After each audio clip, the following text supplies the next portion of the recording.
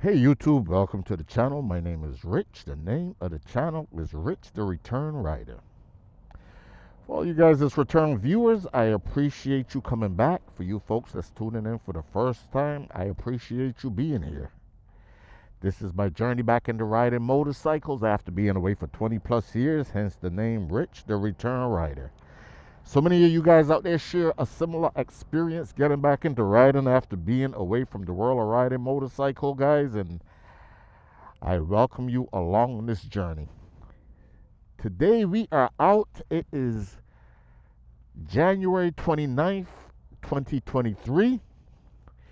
This is the weekend of the 24-hour of Rolex. Something that my wife and I often frequent year after year when we had our RV. But still a big fan of it. And all I'm going to say is Honda has done it again. Congratulations to Maya Shank Racing, winning the overall 24-hour of Daytona with the Acura prototype car. Now we can say Acura, we can say Honda. We know they're all the same, guys. But Honda has risen to the world of performance once more. Reliability, 24 hours of thrashing that Acura. And it has been reliable, and it is, again. Today, guys, I'm out on my 2019 Honda Goldwing manual. I know, guys. Manual, I have done that video. You get a chance, check out the shorter version to that, why I bought the Honda Goldwing. Fun motorcycle, guys, but in this video I'm going to be calling the Honda Goldwing the most all-purpose motorcycle, especially in this category, one of the most. Now when I thought about doing this video, I actually called it the most multi-purpose motorcycle that you can get. But then I realized that we have the likes of dual sports motorcycles, adventure bikes, and so forth that can go off-road. I'm sure there's somebody out there with a Honda Goldwing off-road in it. I mean, I have seen the Honda Goldwing in almost every aspect of the world of road motorcycle riding. Thought about getting out to a place called Jennings to do a track day. And often think about, hey, you know, I need to purchase a motorcycle that I can do a track day with. But for the purpose of not racing, just having a little bit of instructions and so forth on how to better corner with this motorcycle, I would consider doing it with the Honda Goldwing. You know, never having to push it at its limits to crash it, but just learning the fundamentals of, you know, it's funny as I talk about that, I was watching a video with two guys, obviously professionals, using the Honda Goldwing, or doing a review with the Honda Goldwing and the K1600. And at the end of that video, where they ended up at was a track referred to as Laguna Seca, the corkscrew, the track that seems to be some of the most challenging in the world of Indy and so forth. And watching these two guys thrash around the track, two up, testing the difference between the Honda Goldwing and that K1600. Of course, we know, guys, K1600, 160 horsepower. I guess maybe even a little better. I don't know, but the K1600 did have the advantage over the Honda Goldwing. But my point is, even for a track day, the Honda Goldwing can be there. Recently, I did a video with a test ride of the BMW K1600 Grand America, and one of my commenters commented that he has just gotten rid of his K1600 and he is waiting on the 2020, if I'm not mistaken, Honda Goldwing DCT. The factor for him was the buffeting, less buffeting with the Honda Goldwing as opposed to the BMW. On my test ride, I didn't personally experience that, or I wasn't looking at that aspect of it. But this motorcycle, folks, have been more than adequate in wind protection for me. We have that adjustable windshield that we can raise up, or we can raise, or we can lower it. I am here in Florida. Today is an overcast day. I rarely ride on days that I'm expecting rain. But as the wife will say from time to time, what are you worried about, man? You're on a Goldwing. Guys, I mentioned in one of my videos, all I do is hit a button, raise that windshield up, and unless I'm experiencing torrential downpour, which is not expected today, it is almost like I am riding between the raindrops. The Honda Goldwing, guys, is multi-purpose. Recently watched a video of a YouTuber in the New York metropolitan area that commutes back and forth on his motorcycle. This time of the year when it's not snowing, snowing and so forth, he's eager to get out and ride his bike back and forth to work. The last video I watched was of this guy riding in temperatures of 28 degrees Fahrenheit. Now I gotta tell you folks, as much as I ride a Goldwing, and we know this motorcycle is more than adequate of providing all of the wind protection and with the heated seats and the heated grips and so forth, there is some limits to the madness as far as I'm concerned, and riding at temperatures of 28 degrees is just not going to be it.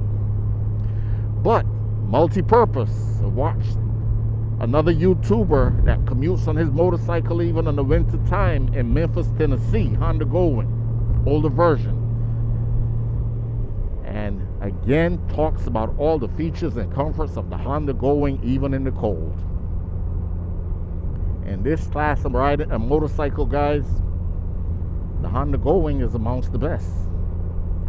The world of performance, I've done that video also. But I gotta chirp in a little bit on the fact that I have recently heard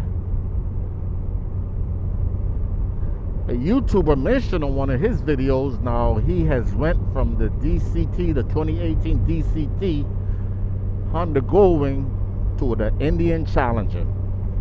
Now I gotta tell you folks, I have done a test view on the Indian Challenger, and when you crank that motorcycle up with that V-twin, it definitely feels like a beast. Feels like it provides a lot more torque than the Honda Goldwing. I have later researched it and realized that that is not necessarily the case. At the end of the day, folks, we know it depends mostly on the rider. But I gotta tell you, when I got back into riding, I did purchase the 20, and I still have today, the 2012 Suzuki Boulevard M109R. 1800 cc's, 128 horsepower with 118 foot-pounds of torque boost, as they bragged. And my neighbor often referred to that motorcycle as my hot rod. And I can see why he thinks that, as that motorcycle is thumping through the neighborhood with that V-twin power and the shaking vibrations as it do provide adequate power for me. It's hard for me to believe that that motorcycle is any faster than the Honda Goldwing. When I chomp on the throttle of this motorcycle, or I roll on the throttle of this motorcycle as I'm getting onto the interstates, I usually get onto the off-ramp, getting up to as much speed as I can, or to merge in with the traffic. And many times before I get to that 6th gear, I'm already at 90 miles an hour on the Honda Goldwing. I got it from the seat of the pants. The Boulevard doesn't seem to be any faster, folks. This motorcycle with its flat 6, smooth acceleration can be deceivingly quick. If you're not careful, you will not have a license. The motorcycle is fast. That's the point. I heard the YouTuber that went from the Honda Goldwing to the Indian Challenger talking about the difference in performance. And when I looked the stats up, that Challenger is boasting 128 foot-pounds of torque. I forgot what the horsepower was at. But the Honda Goldwing, 125 horsepower with 125 foot-pounds of torque. I really don't believe the Challenger is any quicker than the Honda Goldwing. Talked to my Old friend of mine that's a Harley Davidson guy, and he was talking about the Honda Goldwing guys. He didn't even know I had this motorcycle at the time, but referred to the Honda Goldwing riders as Accord riders. He said this reminds him of a Honda Accord. Now he have a stock, I want to say it's either an electric glide or a street glide limited.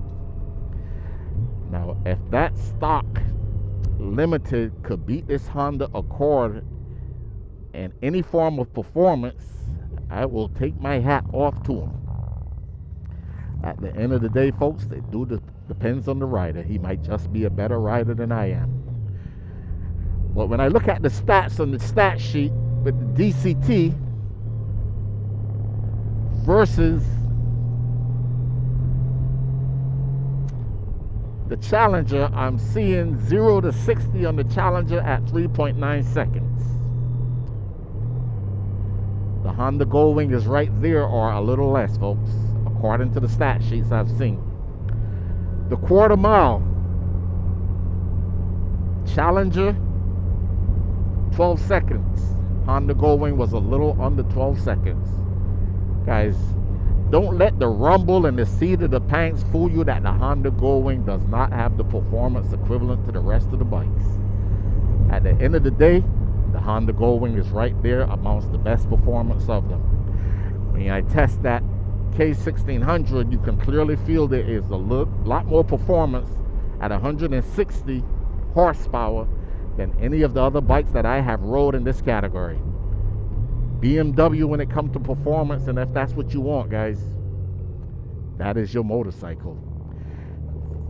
For the multi-purposeness of cruising, comfort, performance, the Honda Goldwing is right up there with the best of them. One of the most multi-purpose motorcycles in the category. You just can't go wrong. Honda Goldwing, guys. It's a lot of motorcycle. This is not your father's Goldwing.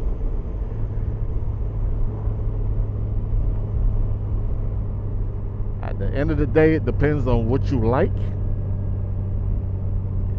But what I have realized in the world of Goldwing riders, so many of them, like me, own other motorcycles. I've seen a couple of the YouTube content creators that are Honda Goldwing content creators that own that Valkyrie. What I want to ask you folks that own other motorcycles or other kinds or brands of motorcycle, how often do you ride the other motorcycle you own?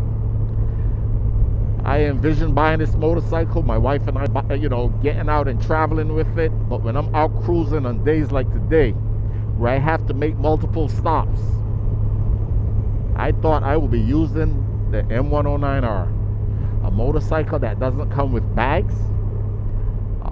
I've had to add sissy bars so it can ride 2 up in comfort.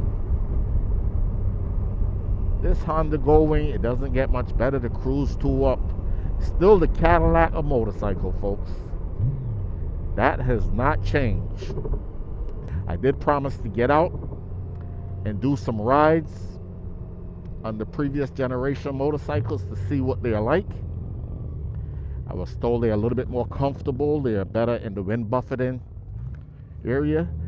Now, clearly this motorcycle will produce a little bit more performance than the previous ones, but that's what this is all about, guys. Me getting to learn as much about motorcycles and the different types of motorcycles that's out there and what you guys choose to ride. But the old M109R is just being neglected because this motorcycle seems to serve all the purposes that I want. Anyway, folks, I don't care what you ride. Safety is always going to be a priority in this channel. One of the ways that I'm going to optimize safety is by getting out and doing as many classes as I can, parking lot practices and drills, and I'm going to encourage you to do the same thing. It is better that you drop your bike on the concourse or in a parking lot than to crash them out there in the streets. Rich on Ruby the 2019 Honda Goldwing manual, and I am out.